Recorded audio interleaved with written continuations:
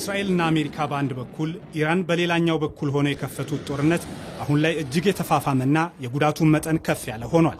በእርግጥ ይህ ጦርነት እንደሚጀመር ብዙ ምልክቶች ታይተዋል። አሜሪካ ለሳምንታት ስታስጠነቅቅና ስትዘጋጅ የጦር መርከቦቿን ከጄትና ድሮኖች ጋር ለጥቃት አመቺ ወደ ሆነ ቦታ ስታጓጉዝ ቆይታለች።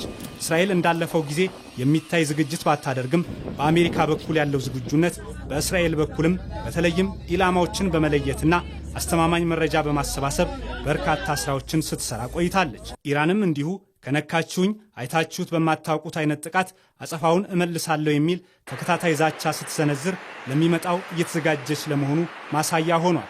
አሁን ጦርነቱ የማይነካ የሚመስለውን ነክቷል። አይደለም ይገደላሉ ብሎ ለማሰብ ይቅርና ጫፋቸውን ለመንካትም የሚቻል የማይመስለው ሆኗል። ኢራንን ታፍራ እንድትቆይ ያስቻሏት ብቻቸውን ለኢራን ክብር የቆሙት የበላይ ጠባቂዋ ጠቅላይ መሪዋ አያቶላህ ሰኢድ አሊ ኻሜኒ በመኖሪያቸው ሳሉ በሚሳኤል ጥቃት ተገድለዋል።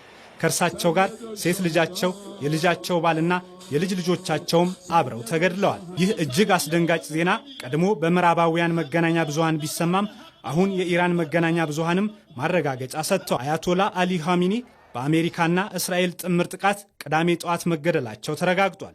ብዙዎች ሐዘናቸውን ገልጸዋል። ቀላል የማይባሉ በተለይም በስደት በተለያዩ ምዕራብ ሀገራት የሚኖሩ ኢራናውያን ደግሞ ደስታቸውን ሲገልጹ የሚያሳዩ መረጃዎችን ሲኤንኤን እና ፎክስ ኒውስን የመሳሰሉ የዜና አውታሮች ለዓለም እያጋሩ ይገኛሉ። በከፊል የመንግስት የሆነው የኢራኑ ታስኒም ዜና አገልግሎት እንዳስታወቀው ከሆነ ጠቅላይ መሪው መገደላቸው ተረጋግጧል። በዚህ ኢራን ለ40 ቀናት ሐዘን እንደምትቀመጥም አውጃለች።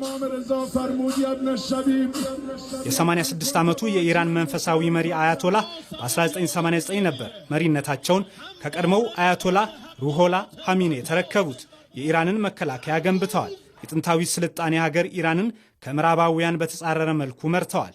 ባለፈው ወር በኢራን ከተነሳው የኢራናውያን ህዝባዊ አመጽ ውጪ የከፋ ጊዜ አሳልፈው የማያውቁት አያቶላ አሊ ኻሜኒ ሞት ለእስራኤልና ለአሜሪካ ከነካችሁን አይታችሁት የማታውቁትን ክንዳችንን ትቀምሳላችሁ ሲሉ የዛቻ መልእክት ካስተላለፉ ሳምንት አልሆናቸውም። በእርግጥ አያቶላህን የነጠቀው ጦርነት ከዚህ ቀደም እስራኤል በኢራን ላይ እንደከፈተችው የ12ቱ ቀን ጦርነት አይነት አይደለም። ከዛም ከፋ ያለ ነው። የአሜሪካው ፕሬዝዳንት ዶናልድ ትራምፕ የስርዓት ለውጥ የሚያመጣና ኢራንን የሚቀይር ጥቃት እንደሚሆን አስታውቀዋል።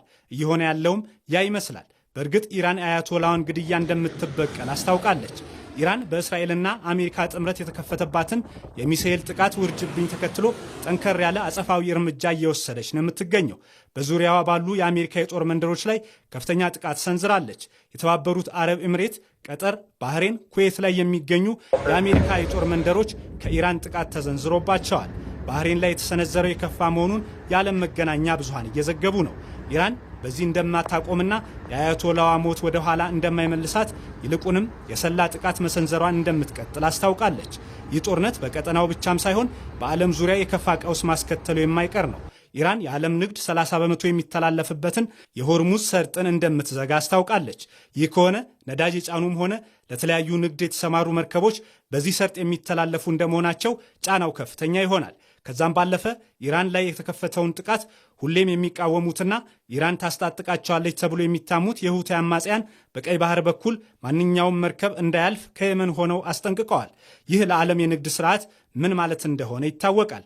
በመካከለኛው ምስራቅ ያለውን ቀውስ ተከትሎ የቀጠናው የአየር ክልል ከበረራ ውጪ እንዲሆን ትዕዛዝ ተላልፏል። በዚህም የአየር ትራንስፖርት በብዙዎች ሀገራት እየተቋረጠ ነው። ሁሉም ሀገራት በተጠንቀቅ ቆመዋል። የሚሆነውን እየጠበቁም ይመስላል። ዓለም ሶስተኛውን የዓለም ጦርነት ለማዋለድ በሂደት ላይ እንዳለች አይነት ሆኗል።